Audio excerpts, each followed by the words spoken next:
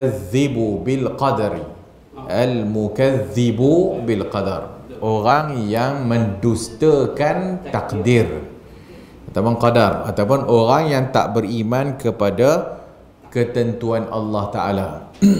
Allah Subhanahu wa Ta'ala adalah Allah, Tuhan yang menciptakan segala-galanya, termasuk yang dipanggil apa yang disebut af'alul ibad, perbuatan hamba. Hamba Allah Ta'ala cipta, perbuatan hamba pun Allah Ta'ala yang menciptakan. Allah Ta'ala menciptakan baik dan Allah Ta'ala menciptakan buruk. Allah Ta'ala cipta segala-galanya. Ma'adallah, semua yang selain Allah, semuanya dicipta oleh Allah Ta'ala. Mampukah Allah menciptakan satu Tuhan yang lain? Ada orang tanya. Adakah Allah berkuasa menciptakan satu Tuhan yang lain? Jawapannya, soalan tu pun dah bodoh dah. Atau dah kalau Allah Ta'ala yang menciptakan sesuatu yang lain, itu taklah dipanggil Tuhan lagi dah. Maka dia dipanggil makhluk. Makhluk yang diciptakan. Allah Subhanahu wa Ta'ala khaliq, yang selain daripada Allah makhluk. Ataupun dalam ilmu, kalau belajar ilmu kalam dan sebagainya, dipanggil alam. Semua yang selain Allah dipanggil alam. Alam selain Allah makhluk.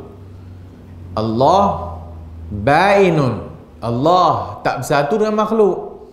Allah tidak attach dengan makhluk. Apabila Allah Subhanahu wa Ta'ala menciptakan arash, Allah kata summastawa 'alal arsh, kemudian dia beristiwa atas arash. Adakah Allah Ta'ala istiwa itu bermakna attach dengan makhluk? Taklah. Ini yang tak difahami oleh ahlul bid'ah. Maka bila kita kata Allahu mustawa 'ala mustawin 'alal arsh, Allah itu beristiwa di atas arash. Arash itu makhluk. Ya, semua orang tahu arash itu makhluk. Maka apabila Allah kata dia beristiwa di atas arash, sebab itu kita kata kama yaliqu bi jalalihi, sebagaimana yang layak dengan kebesaran dia lah.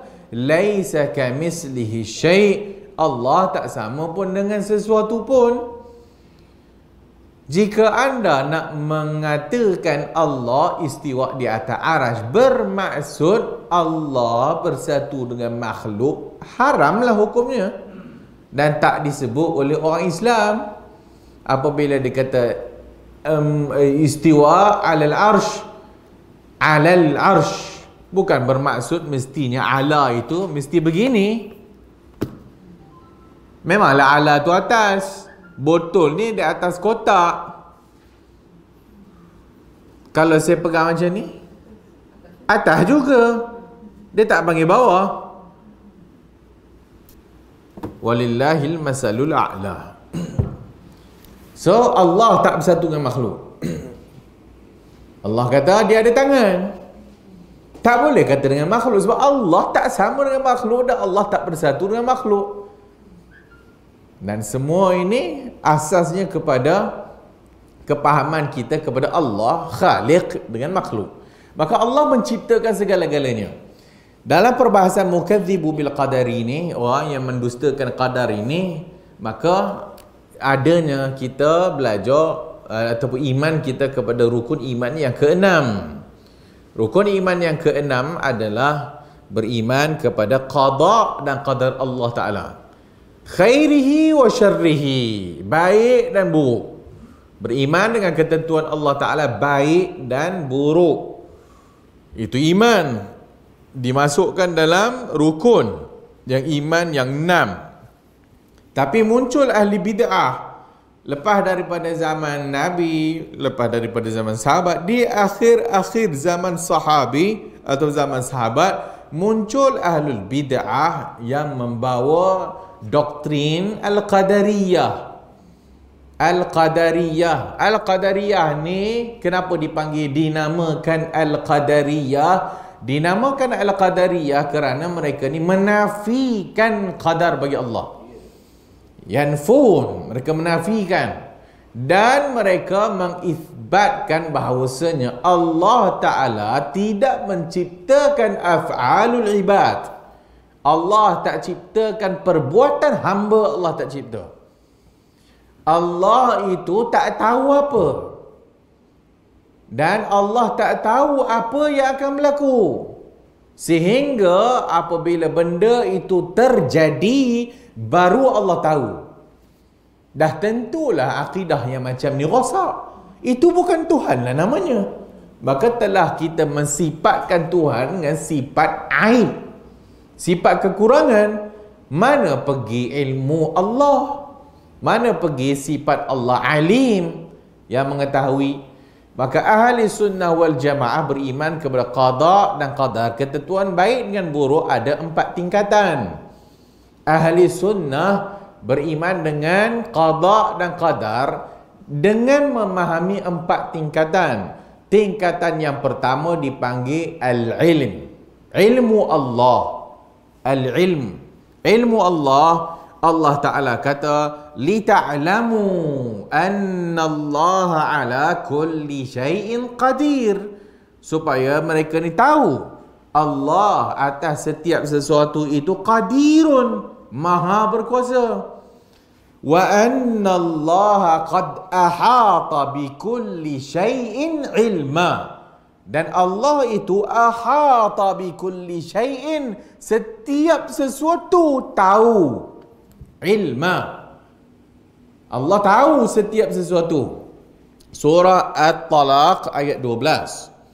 Allah kata alimul ghaibi, mengetahui tentang ghaib, benda yang ghaib tak nampak. La ya'zubu anhu misqalu zarrah, tak ada apa pun yang terlepas walau besar zarah. Tak ada apa pun yang terlepas bagi Allah sebesar zarah. Zarratin fis samawati wala fil ardi, sama ada di langit ataupun di langit-langit ataupun di bumi. Wala asgharu min zalika, wala, dan tidak sekecil-kecil benda daripada itu melainkan Allah tahu. Wala asgharu min zalika wala akbar, dan tidak ada yang besar melainkan Allah tahu. Wala akbar illa fi kitabin mubin, semuanya di dalam kitab yang nyata. Maksudnya fil lauh al-mahfuz. Innallaha, Allah menciptakan maqadir al-khalq, Allah menciptakan takdir makhluk-makhluknya sebelum diciptakan bi khamsina alfasanah, sebelum 50,000 tahun diciptakan. Sebelum 50,000 tahun diciptakan langit, bumi dan whatever, Allah telah tahu apa yang akan berlaku. So Allah yang menciptakan takdir sebab Dia Tuhan, Dia yang menciptakan segala-galanya. Maka sebelum adanya langit dan bumi, Allah Maha mengetahui. Bahkan Dia yang menciptakan, mestilah Dia tahu. Kemudian Allah kata tadi surah As-Saba ayat 3. Inna rabbaka huwa a'lamu biman dhalla. Sesungguhnya Tuhan kamu a'lamu, lebih mengetahui, biman dhalla an sabilihi, sesiapa yang sesat dari jalannya. Allah tahu dah. Allah tahu siapa yang nak sesat daripada jalan dia ni. An sabilihi wa huwa a'lamu biman ihtada. Dan Dia Maha mengetahui man ihtada, siapa yang dapat hidayah. Dia tahu. Dan Dia tahu segala-galanya, siapa yang sesat, siapa yang tak sesat, siapa yang mati dari Islam, siapa yang mati dalam kekufuran. Semua Dia tahu, semua dalam ilmunya. Maka ini tingkatan pertama, al-ilmu. Maka ahli sunnah beriman Allah mengetahui segala-galanya. Semua sekali. Kecil, besar, tersembunyi, ternyata, semua Allah tahu. Itu ilmu Allah. Alim. Sebab itu namanya Al-Alim. Maha mengetahui.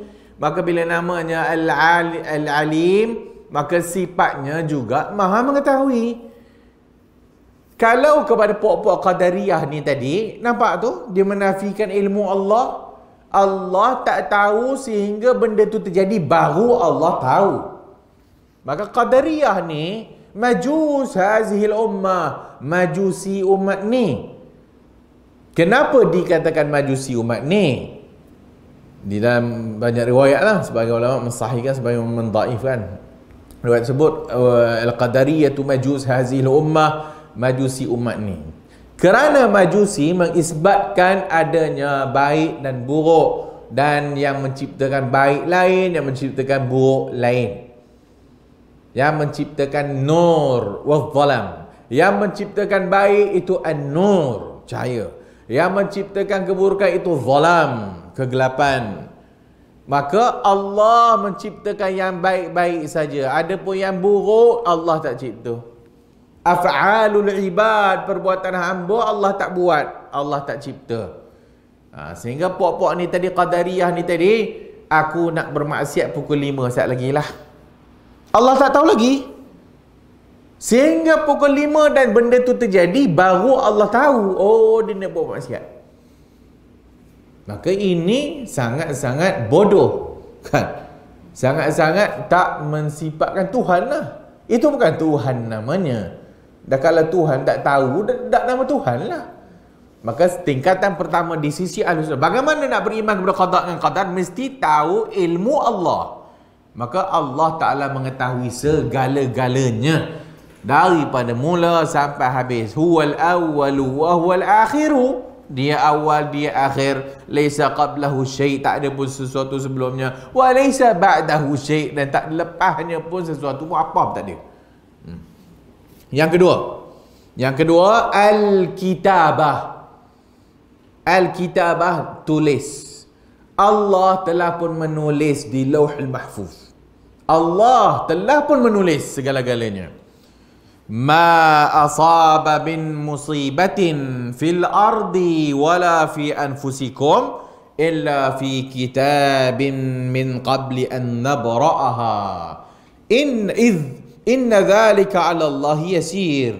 Surah Al-Hadid 22. Ma asaba min musibatin fil ardi, apa-apa yang telah terjadi musibah di bumi, fil ardi, wala fi anfusikum, apa yang telah terjadi dalam diri kamu semua, illa fi kitabin, melainkan di dalam kitab.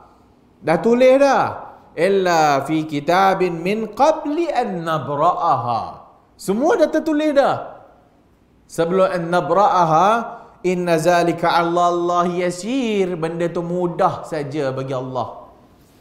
Allah, innallaha khalaqa al-qalam. Allah cipta pen. Inna awwala man khalaqa. Sesungguhnya benda yang Allah Ta'ala ciptakan pertama sekali pen. Tulis, uktub, madza aktub, apa nak aku tulis? Tulis semua yang akan berlaku sampai hari kiamat. Maka ahli sunnah beriman, ahli sunnah menyatakan makhluk pertama pen. Ahli sunnah juga menyatakan ada pandangan yang lain, bahawasanya yang pertama sekali diciptakan itu arash. Ahli sunnah juga ada yang berpandangan pertama sekali yang diciptakan itu air. Pen berdasarkan hadis tadi, yang diciptakan pertama sekali pen. Kemudian Allah Ta'ala ciptakan arash. Sebelum Allah cipta langit bumi kan, Allah Ta'ala kemudian kata summa stawa 'alal arsh, kemudian beristiwa atas, maksudnya arsh dah ada dah. Kemudian wa kana arshuhu 'alal ma, adalah arsh Allah tu atas air, maksudnya air dululah. So itu antara pandangan ahli sunnah lah, pen, arash ataupun air, dengan dalil-dalil yang kita sebutkan lah. Selain daripada itu, Nur Muhammad juga tak, Nur Muhammad semua merepek belaka. Itu semua bukan makhluk pertama. Makhluk pertama Allah Ta'ala cipta cahaya Muhammad kan. Itu semua merepek. Ahli bid'ah belaka. So yang kedua tadi, Allah telah pun menulis apa yang berlaku. Nak banjir tak banjir, Allah dah tahu dah. Dah tulis dah. Yang marah sangat tu kenapa? Marah ATM tak datang, marah polis lambat,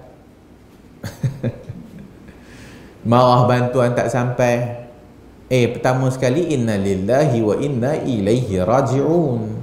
Bukan mana polis, mana tentera, mana bomba, apa punya Perdana Menteri, apa punya menteri tak bagi amaran. Belum kiamat lagi. Kiamat langsung tak ada amaran. Musibah kita pun tak tahu. Manusia tu, nama manusia apa pun tak tahu. Boboh lah amaran pun. Hari ni dijangkakan hujan ribut. Tak ribut pun, menipu je kan. Hari ni cerah, hujan habis, banjir habis Melaka. Tak pernah banjir pula tempat kita ni, habis banjir. Musibah Allah dah tentukan dah. Inna lillahi wa inna ilaihi raji'un. Allah uji kita. Masalahnya yang tak kena banjir pun tak ambil pengajaran. Yang tak kena banjir tu pun beria-ria dalam Facebook, beria-ria dalam media sosial. Beginilah ngatur orang tu lah, ngatur orang ni lah, orang tu tak boleh. Yang dia duduk depan handphone, update status lah. Bukan dia nak ambil pengajaran apa yang berlaku, dia nak nyalahkan orang tu, dia nyalahkan orang ni, dia nyalahkan orang tu. Tengok ini balak Tuhan, ini balak Tuhan sebab pemimpin kita zalim. Inilah dia balak Tuhan sebab ulama kita tak buat kerja. Inilah balak Tuhan sebab ulama tak menegur kezaliman. Haram tengok diri sendiri. Tak tengok pun diri sendiri. Ujian untuk kau jugalah. Ujian untuk ni yang tak kena ni, ujiannya duk pandai-pandai ngutuk orang tu, ngutuk orang ni, ngutuk orang tu, ngutuk orang ni. Dia ni tak ambil pelajaran. Yang dia ni tak ada nak muhasabah diri. Jadi qadar Allah Ta'ala telah berlaku. Itu semua ketentuan Allah Azza wa Jalla. Beriman, mesti iman. Semua telah tertulis. Yang ketiga, tingkatannya kena beriman dengan iradatullah, kehendak Allah. Kehendak Allah Azza wa Jalla. Wa ma nasha'una illa an yasha' Allah. Wa ma tasha'una illa an yasha' Allah. Semua ni atas apa yang Allah kehendaki, apa yang Allah nak jadi. Semua di atas apa yang Allah mahu. Wa ma tasha'una, apa yang berlaku, illa kecuali ayyasha Allah, malaikat apa yang Allah kehendaki. Walau syaa rabbuka la ja'alan nas ummatan wahidah. Kalau Allah nak, Allah boleh aja jadikan korang semua ni adalah umat yang satu, tak berpecah belah. Tapi Allah nak gitu. Wala yazaluna mukhtalifin. Akan senantiasalah korang semua ni akan senantiasa berpecah-pecah. Mukhtalifin, akan senantiasalah berbeza-beza. Allah kalau dia nak jadi umat Islam ni semua berpakat je belaka, tak. Tapi Allah tak mau. Semua tu ujian. Maka senantiasalah korang semua ni akan bergaduh antara satu sama lain, akan senantiasa berpecah belah, akan senantiasa berbeza pandangan. Allah nak demikian. Itu Allah nak. Iradatullah. Iradatullah ada dua. Iradat kauniyah dan iradat syar'iyah.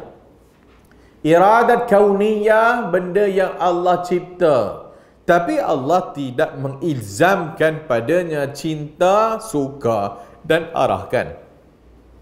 Iradat kauni, Allah cipta benda tu, tapi dia berbeza dengan iradat syar'iyah, kehendak syar'i. Bila ada kehendak syar'i, Allah cipta benda tu, Allah suruh buat, Allah cinta dan Allah redha. Itu kehendak syar'i. Allah ciptakan suatu benda yang baik dan Allah perintahkan kita buat, dan Allah suka benda tu dan Allah redha. Maka itu namanya kehendak syar'i. Allah suka kepada keimanan, Allah suka kepada orang yang beriman kepadanya, Maka Allah suruh kita beriman. Dan siapa yang beriman, Allah suka, Allah ridha. Allah ciptakan kekufuran, tapi Allah tak suka kufur. Allah pun perintah supaya kita jangan kufur. Iradat kauni, Allah cipta babi, Allah cipta setan, Allah cipta benda jahat, tapi Allah tak suruh kita pergi dekat dengan benda tu. Allah tak suka benda tu, tapi Allah cipta. Allah cipta benda ni, kemudian Allah kata jangan dekat. Suka dia lah, dia Tuhan.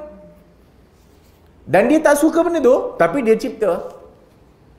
Allah suka benda yang ni, benda ni dia suka, dan dia suruh kita buat, dan dia suruh kita tolong dakwahkan kepadanya. Allah suka dan Allah redha. Maka kehendak ada dua, kehendak syar'i, kehendak kauni. Macam kita lah. So manusia pun, kita nak benda sesuatu dan kita suka, dan kita nak anak kita buat benda tu. Dan kita tak suka dengan benda B, kita nak anak kita jangan buat, tapi anak kita buat juga. Buat juga lantak hang lah, nak buat sangat kan. Benda tu jadilah juga, tapi kita tak suka. Jangan bawa motor tak ada lesen, bapa tak suka. Bapa pergi kerja, bawa. Jiran kau lah, "Alo, ni anak kau ni duk kulu kelio, bawa anak dara orang." Naik motor dan sebagainya. Aku dah cakap dah jangan bawa motor, tapi dia buat. Nak macam mana? Suka? Tak suka. Tapi benda dah jadi. Anak kita buat juga. Itu tara manusia. Walillahil masalul a'la. Bagi Allah Ta'ala perumpamaan lebih tinggi lagi lah. Allah Ta'ala cipta benda ni, jangan buat. Hamba dibuat juga. Allah kata jangan dekat. Dekat juga. Tinggal lagi, siapa yang mengingkari Allah, Allah suruh taubat. Allah suruh jangan supaya kembali kepadanya. Degil juga, nanti tunggu nanti. Syurga, neraka. Dua je. So itu iradatullah, kehendak Allah Ta'ala. Itu tingkatan ketiga.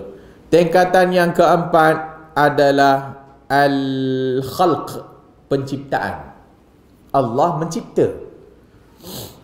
Wa huwal khallaqul alim, dan dia maha al-khallaq, maha menciptakan, dan dia maha mengetahui. Allahu khaliqu kulli syai', Allah menciptakan semua benda. Allah menciptakan semua benda. Faqaddarahu taqdiran, dan dia telah mentakdirkan takdirnya. Dia cipta semua. Maka yang dikatakan kulla syai' ni, wa khalaqa, Allah menciptakan kulla syai', Allah cipta segala benda. Termasuklah benda, segala benda itu af'alul ibad. Termasuklah yang Allah cipta tu perbuatan hamba.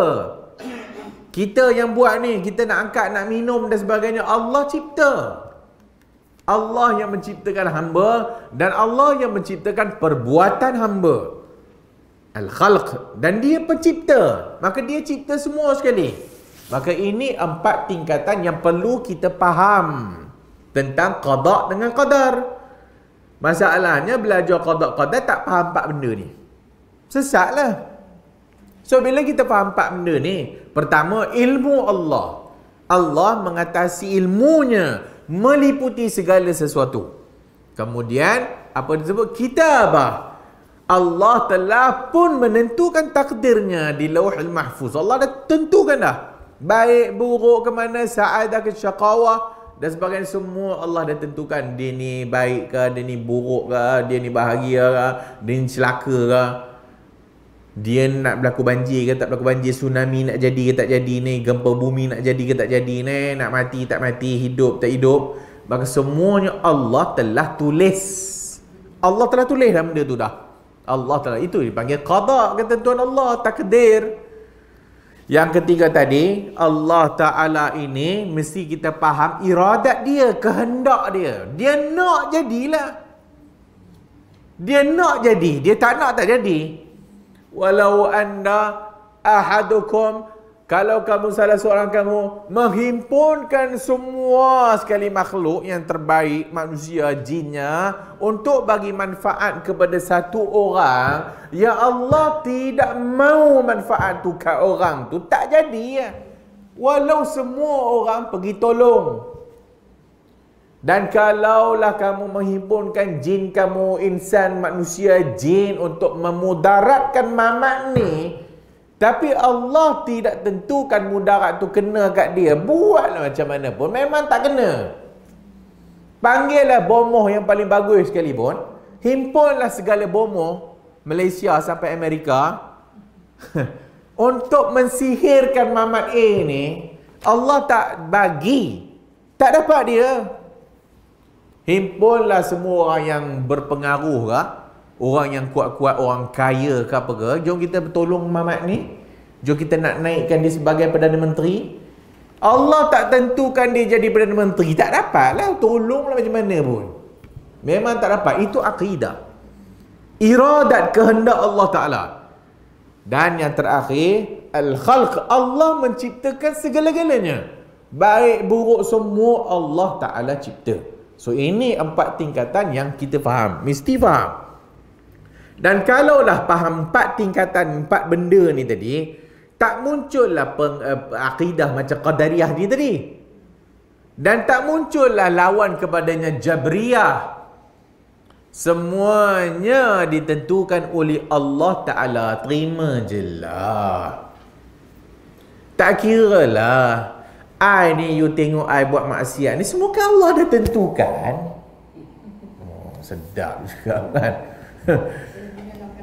Ada menyalahkan Tuhan lah, sebab semua dari Allah cipta af'alul ibad. Allah yang ciptakan zina, Allah ciptakan judi. Maka bila aku berjudi berzina tu, Allah dah tentukan, so what? Jabariyah, Jabr, kita ini hidup telah ditentukan segala-galanya, terima je lah. Kita ni macam papet. Kan, orang angkat kanan, dia pun angkat lah papet. Orang kat kiri, dia pun angkat lah papet. Apa pun tak boleh buat. Aku tak nak minum, aku tak nak minum, aku tak nak minum. Itu Jabariyah. Qadariyah, aku nak minum sekejap lagi, Allah tak tahu lagi.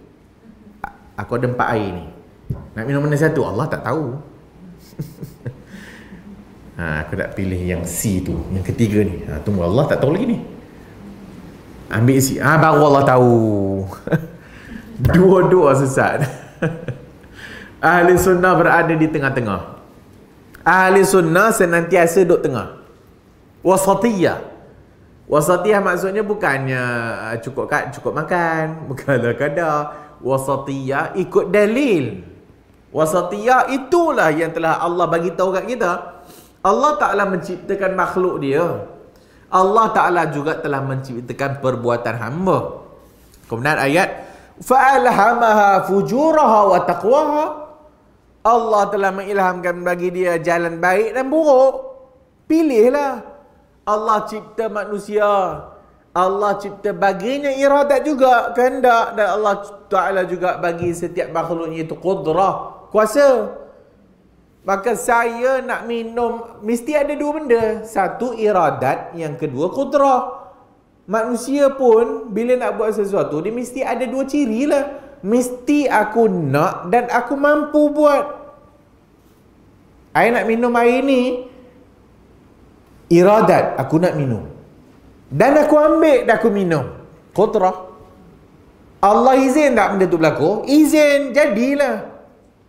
Maka I nak pilih antara air susu dengan arak. Kalau kita pilih susu, itu kehendak kita dan kita nak, dan minum pula susu tu, Allah izin. Dan kita pilih arak, ambil minum arak, Allah izin, jadi. Dan ianya itu kita dipaksa ke, kita pilih. Kita pilih. Maka manusia, iradatnya itu di bawah iradat Allah Ta'ala.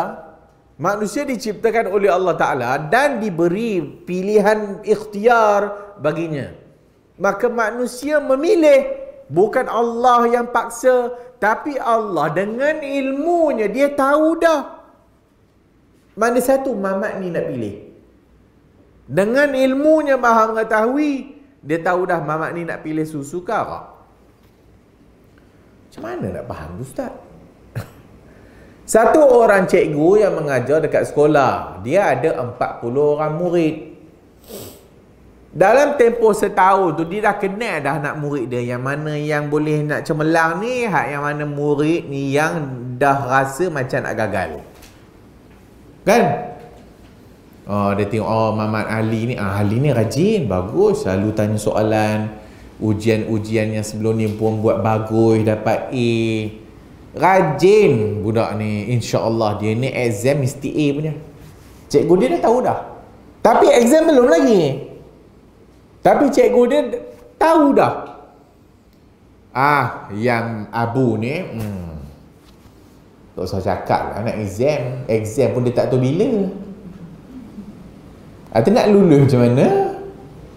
Bila exam jadi, dah aku cakap dah. Aku dah kata dah, dia ni berjaya, dia ni mesti gagal. Memang betul. Itu tara manusia lah. Itu tara orang. Walillahil masalul a'la. Bagi Tuhan perumpamaan yang lebih tinggi lagi lah. Laisa kamitslihi syai' wa huwas samiul basir. Allah Maha mengetahui. Allah tahu dah tengok hamba dia ni. Dengan ilmu ni tahu dah dan sebagainya. Sebab tu Nabi kata, i'malu. Bila sahabat kata, wahai Nabi, dah kalau semua dah ditentukan oleh Allah Ta'ala, buat apa beramal? Maksudnya ahli surga dah tahu, ahli neraka dah tahu. Kullun muyassarun lima khuliqalah. Maka beramallah, semuanya dimudahkan bagi apa yang telah ditentukan baginya. Allah dah bagi kita iradat, kehendak. Allah suruh kita pilih. Kita yang tak mau, Allah tahu. Kita yang tak mau. Allah tidak paksa. Allah tidak zalim kepada hamba-hambanya. Allah Ta'ala cipta manusia. Kemudian Allah Ta'ala bagi manusia ni seorang Rasul. Rasul ni tugas dia apa? Tolong sampaikan apa yang aku nak. Apa yang Allah nak supaya manusia ni buat. Maka utus seorang Rasul. Maka Rasul ni tolong bagi tahu. Dan aku turunkan pula kat Rasul ni kitab. Manual, panduan. Apa yang perlu manusia buat. Maka Nabi ni dapat wahyu. Allah bagi wahyu kat Nabi ni berupa kalam dia ataupun garis panduan Al-Quran. Nabi Muhammad dapat Al-Quran. Maka Nabi SAW dalam kehidupannya tu tugasnya menyampaikan apa yang Allah nak kat manusia ni supaya manusia buat. Bagaimana caranya nak masuk syurga, Allah bagi tahu kat Nabi dah. Bagaimana cara nak menghindarkan diri daripada neraka, Allah bagi tahu kat Nabi. Tugas Nabi ni pula kena bagi tahu. Dan kalau Nabi ni tak buat kerja, kenalah. Dia dah diperintahkan untuk kerja. Kerjanya apa? Menyampaikan. Dan Allah kata, kalau kau tak sampaikan, kau kenalah. Nabi pun kena. Tugas dia kena sampaikan. Sehingga al-yawma akmaltu lakum dinakum wa atmamtu alaikum ni'mati. Dah aku sempurnakan agama, dah aku cukupkan nikmat aku, wa raditu lakumul Islam madina. Nabi pun wafat. Maka dah ada manual depan mata kita. Ikut aja. Ikut, jangan memandai-mandai. Maka apa yang Allah suruh buat, apa yang tak diperintahkan, jangan buat. Simple. Dalam masa yang sama, Allah Ta'ala cipta kita ni, maka adalah ujiannya, bala. Yang dipanggil ujian. Dan ujian berbeza-beza lah. Ada ujian nak menghukum. Ada ujian nak mengangkat darjat. Bagi orang yang mujrim, mungkin ujian baginya hukuman. Bagi para nabi dan para rasul dan orang saleh, ujian juga. Tapi ujiannya itu adakah menghukum? Tak, ujiannya mengangkat darjat. Allah Ta'ala lagi dia suka ke hamba tu, lagi diuji. Lagi dia suka, lagi diuji. Tapi ujian yang Allah bagi, la yukallifullahu nafsan illa usaha. Dan tak aku taklifkan, bebankan seorang itu, melainkan dia boleh buat benda tu. Allah tak zalim. Maka Allah dah bagi panduan dan segala-galanya, ikut je lah. Maka takdir dan tak takdir telah dibagi tahu. Bagaimana kita nak berhadapan dengan takdir dan sebagainya. Maka kena beriman. Nabi ajar kepada kita bila berlakunya musibah, inna lillahi wa inna ilaihi raji'un. Wa lanabluwannakum bi syai'in. Akan kami pasti uji kamu. Tak ada ke tak diuji ustaz kat dunia ni? Tak payah hidup, mati tu. Mati. Sebab dunia ni darul ibtila. Yang namanya dunia ni tempat ujian. Yang kau masuk sekolah tu memang tempat ujian. Kalau dah malas sekolah, tak nak ujian, jangan sekolah lah. So, bila dah habis ujian semua, dah lepas zaman sekolah, ada ujian lagi? Ada. Ingat kerja tak ada ujian? Nak naik pangkat pun kena exam. Tak sudah. Pencen tak ada ujian. Oh, pencen tak cukup. Tak habis. Orang miskin, oh Allah, tak cukup makan, ujian. Orang kaya, tak cukup lah duit aku ni. Habis. Orang miskin diuji, orang kaya diuji, orang sihat ujian. Sakit terlantar kat hospital, ujian. Ujian semua, ujian belaka. Tunggu dah mati esok, setelah kita ditentukan syurga neraka, masuk syurga, habis ujian, selesai, habislah. Dah masuk syurga baru habis ujian. Selagi ini kita hidup ni, jangan risau, ujian akan datang, jangan risau. Bersedia ajalah. Wa a'iddu lil bala'id du'a.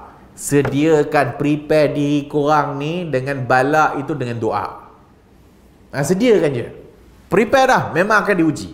Tak tahu je bentuk apa ujian dia, tak tahu. Bahkan mungkin kita sedang diuji pun dan kita pun tak tahu yang kita diuji. Kan? Uji dengan kesenangan, banyak orang leka. Ujian itu. Kesenangan, tak pernah sakit, tak pernah hidup susah dan sebagainya. Itu sebenarnya ujian untuk dia. Bersyukur ke tak? Tak bersyukur. So, itu ujian dia. Yang dah sakit dan sebagainya, ujian juga. So, hidup ni macam itulah. Apabila dilanda ujian, ingat, inna lillahi wa inna ilaihi raji'un. Kita ni milik Tuhan. Apa maksud kita milik Tuhan? Dah kita ni milik Tuhan, sukati Tuhan lah nak buat apa kat kita. Faham? Inna lillahi, kita ni milik dia. Milik dia. Kita pun tak memiliki kita. Maka oleh kerana kita milik dia, Allah uji kita dengan pelbagai. Sebab kita ni milik dia. Dan Allah nak uji sebab korang tu semua milik dia. Dia yang buat. Maka dia nak ujilah. Dan kenapa Allah uji? Untuk mengetahui yang mana yang sadiqin dan mana yang kadhibin. Siapa yang jujur, benar, siapa yang bohong. Maka diujilah. Maka para Nabi diuji, para salih diuji, orang berikutnya diuji. Nak tengok jujur ke tak dengan iman yang ada. Artis kan, keluar video artis yang rumah dia kena banjir tu kan. Sekali tengoklah. Kita tak hukum yang tersembunyi, kita hukum yang zahir.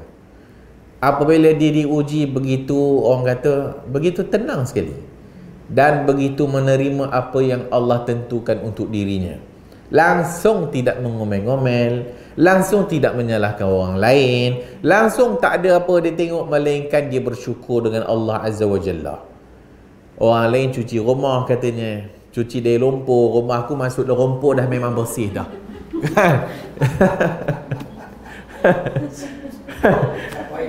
Tak payah cuci dah. Rumah aku tu dah habis cuci, dah masuk lumpur, habis cuci belaka dah. Itu tara yang kita panggil artis lah. Tak kira lah kan. Kita tak hukum lah. Dia artis lah. Tapi Tok Imam kasut hilang kat masjid pun sumpah seranah. Kan? Itu artis tu tara rumah roboh, hilang habis semua. Imam kasut dicuri punya sumpah seranah. Tengok. Itu baru contoh sikit saja kan. Maka kita selagi mana belum diuji, belum tahu lagi kadarnya kan. Mungkin nampak pada zahirnya macam bagus, alim, macam dekat dengan Tuhan, tapi bila Allah Ta'ala uji, terzahirlah sifat kekufurannya. Dengan orang yang mungkin tidak nampak pun dekat dengan Tuhan, biasa-biasa saja, bahkan artis, tapi Allah Ta'ala uji begitu mudah menerima apa yang Allah uji untuk dirinya. Itu muhasabah untuk kita lah. Muhasabah untuk kita. Qada dengan qadar. Orang sakit kat hospital pun begitu jugalah. Tadi elok makan dekat kantin dengan bapak, lepas tu masuk je angiogram, bukannya bypass lagi, baru angiogram, baru masuk kateter kat tu dah mati. Kan? Tengah buat kateter tu kena heart attack, meninggal bapaknya.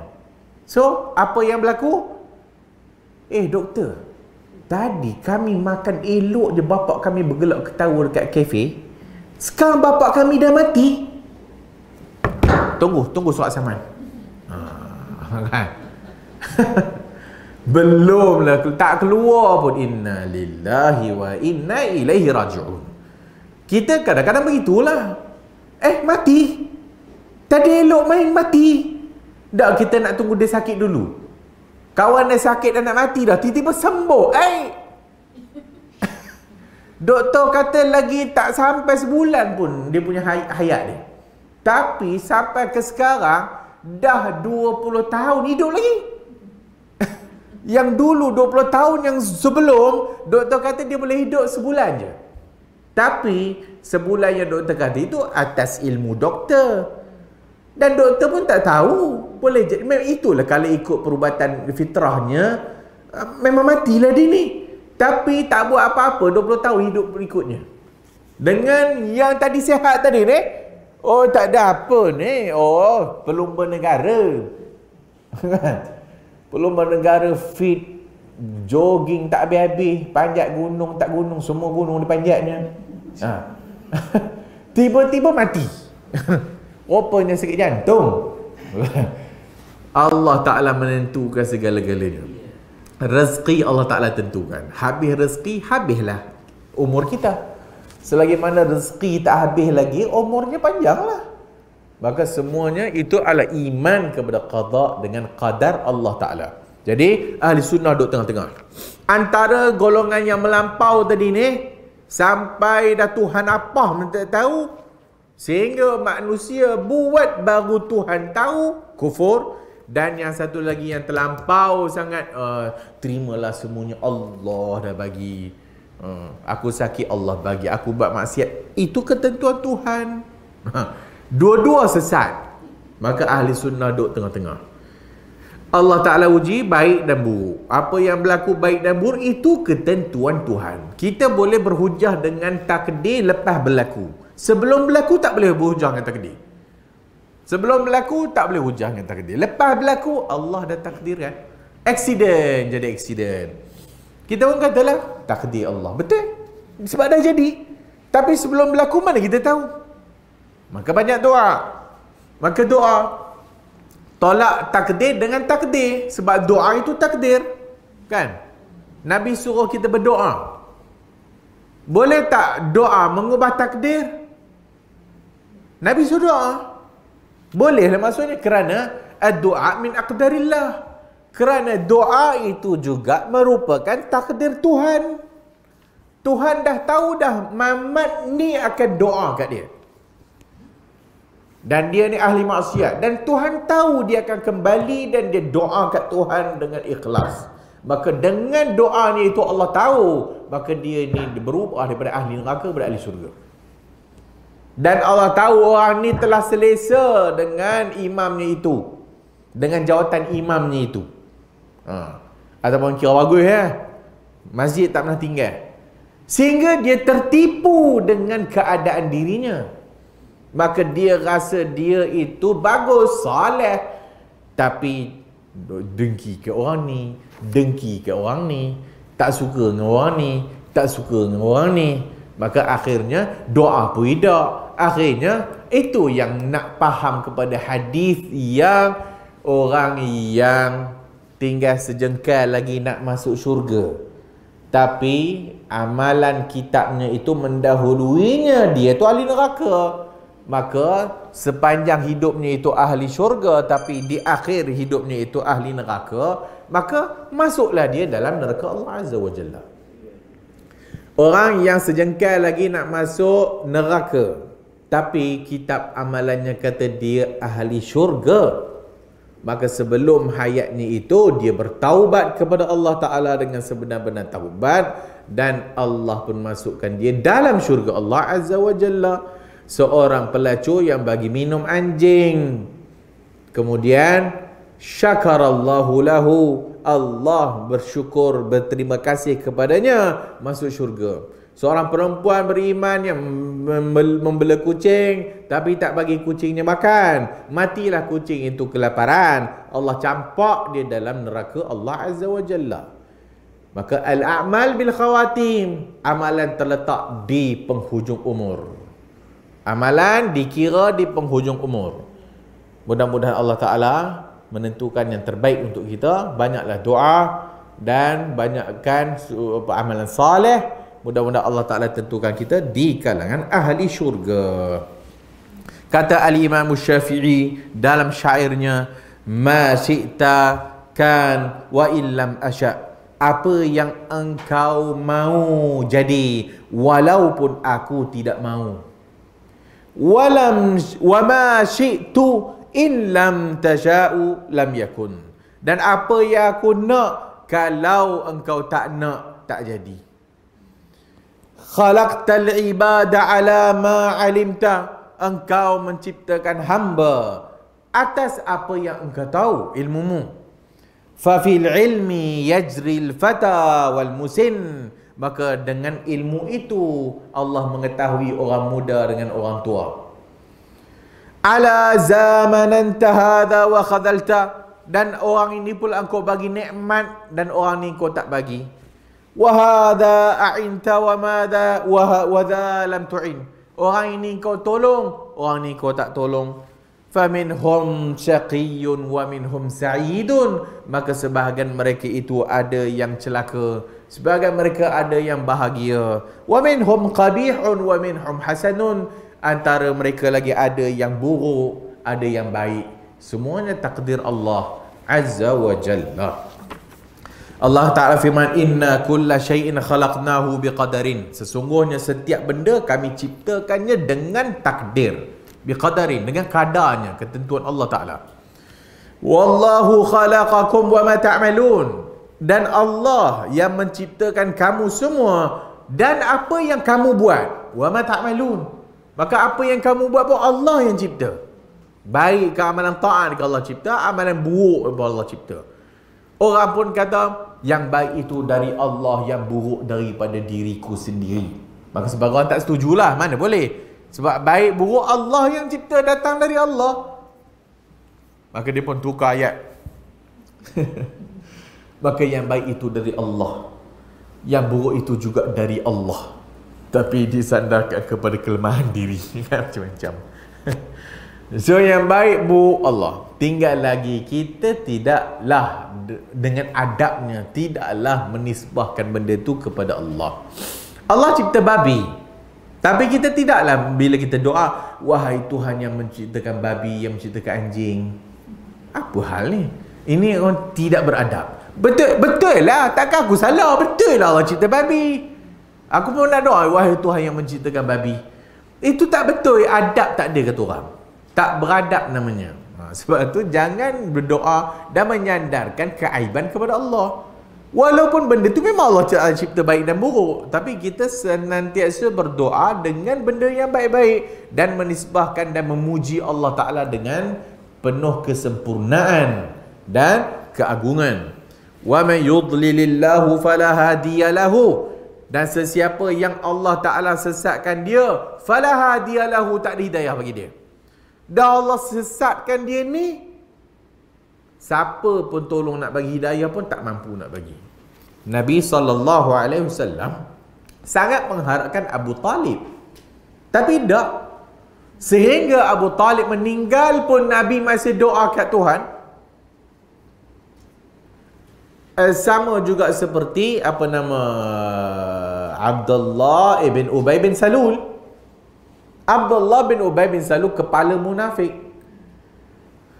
Apabila meninggalnya Abdullah bin Ubay bin Salul, datang anaknya Abdullah minta kat Nabi supaya Nabi Nabi bagi jubahnya untuk dikapalkan bapaknya yang kepala munafik tu. Dan doa. Nabi bagi. Ambil jubah ni dan kapalkan bapak kau. Dan Nabi doa kat Tuhan supaya Allah Ta'ala ampunkan. Sedangkan Abdullah bin Ubay bin Salul munafik. Dan munafik kat sini bukan munafik sifat. Munafik i'tiqad. Kufur, kafir. Tapi menzahirkan Islam. Abdullah bin Ubay bin Salul. Anak dia Muslim lah, anak dia Islam, sahabat. Maka bila anaknya minta kat Nabi, maka Nabi bagi jubahnya. Sehingga Nabi minta berkali-kali. Nabi tak putus-putus doa supaya Allah ampunkan dia. Sehingga Allah turun ayat, jangan doa kat dia. Allah Maha mengetahui yang mana kafir, yang mana tak. Sehingga orang kata kepada Umar pun rasa macam tak sedap hati. Umar pun kata, wahai Nabi, udahlah. Dia tu kepala munafik kan. Nabi doa juga 70 kali. Tu yang Allah kata, kau doa lah 70 kali pun Allah takkan ampunkan dia. Sehingga bila Allah turun dan tak bagi, baru Nabi stop daripada doa. So ini yang berlaku kepada Nabi. Allah yang bagi hidayah. Siapa yang Allah tak bagi hidayah, tak ada hidayah baginya. Dan siapa yang Allah bagi hidayah, tak ada siapa pula boleh menyesatkan dia. Wa adallahu Allahu ala ilmin, dan Allah menyesatkan itu ala ilmin, atas ilmu Allah. Wa ma tasyauna illa ayyasha Allah, kita baca fa alhamaha fujuraha wa taqwaha. Jadi semua ayat-ayat ni menceritakan tentang qadar Allah, ketentuan Allah yang wajib kita beriman supaya dalam kehidupan kita ini kita beriman dengan betul kepada Allah Ta'ala. So kalau ada problem dalam ilmu yang kita sebut tadi tentang Allah, maka kita akan problem dalam qada dan qadar Allah Azza wa Jalla. Mudah-mudahan Allah Ta'ala ampunkan dosa kita dan Allah Ta'ala tentukan yang terbaik untuk kita. Nanti kita sambung hadis-hadis yang berikutnya. Wallahu a'lamu bis-shawab. Ada apa nak tanya?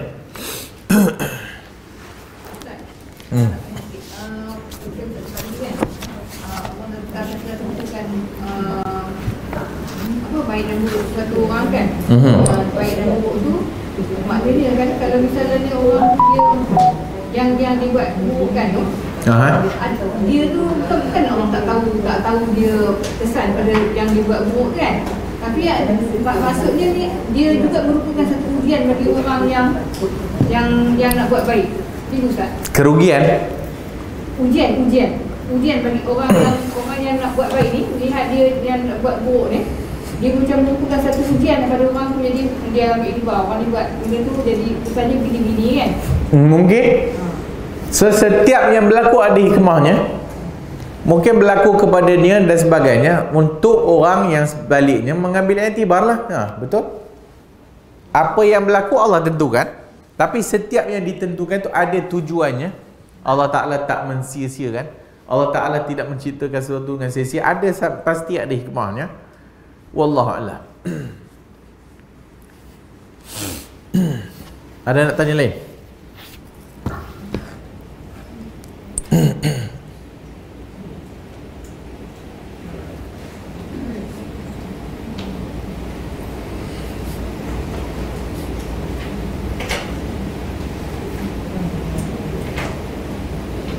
Ustaz, ini soalan ni mungkin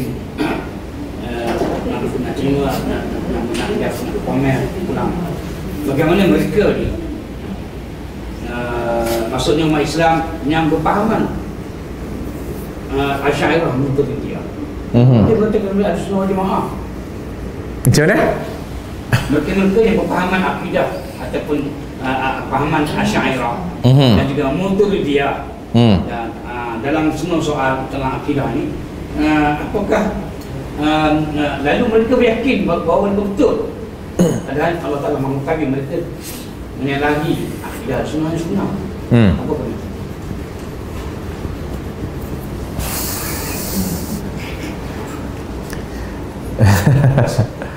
Semuanya wallahualam.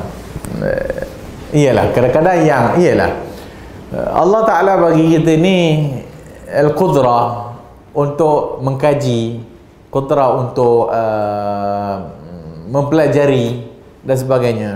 Tapi kadang-kadang manusia tu dia sombong dengan apa yang dia ada dan dia rasa dia benar.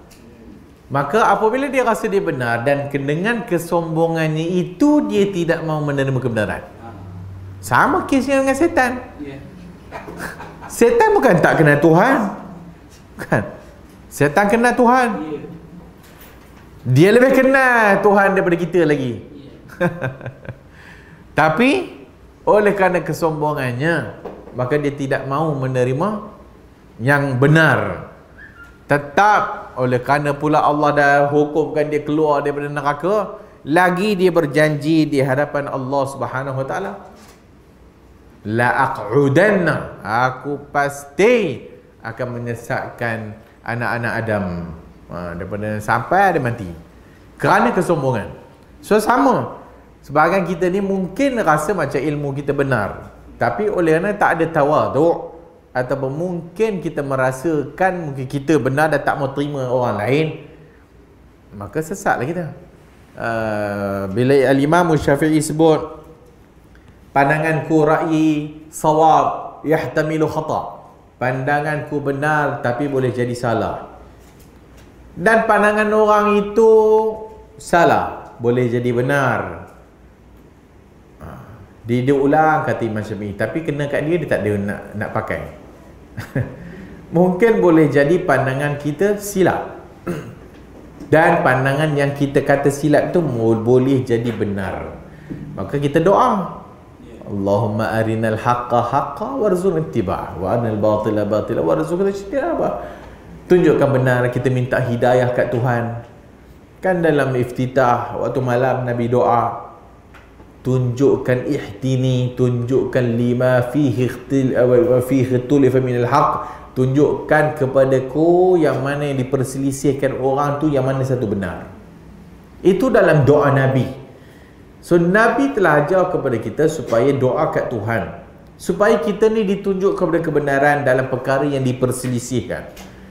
Dan yang kita perselisihkan tu dah tentu kita ada stand kita, dan orang lain ada stand dia, dan kita tetap mungkin kita kata mungkin apa yang aku pegang ni mungkin salah, dan yang akan datang jika sekiranya telah zahir kepada kita kebenaran, maka kita kena ikut kebenaran tu, walaupun kita telah berpegang dengan pandangan ini 20 tahun.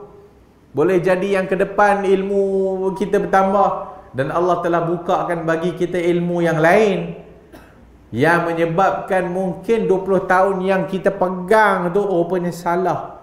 Maka kena ikut dalil alal aini war ras, junjung atas kepala, tak kira lah.